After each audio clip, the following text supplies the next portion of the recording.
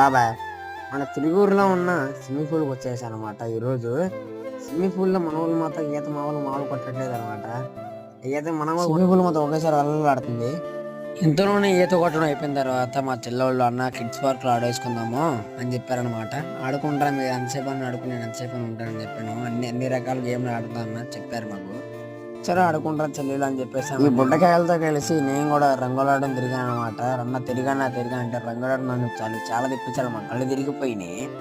ఆ కళ్ళు తిరిగే సందర్భంలో ఇక ఏం చేశాను, ఆ తర్వాత ఈ పిల్లకాయలు చూడండి చేపలు పడుతున్నారు. మా తమ్ముడే అనమాట చేపల కోసం అల్లల్లాడిపోతున్నాడు. చేపలు దొరకవు కానీ వీడు ఆత్రం ఎక్కువ అనమాట.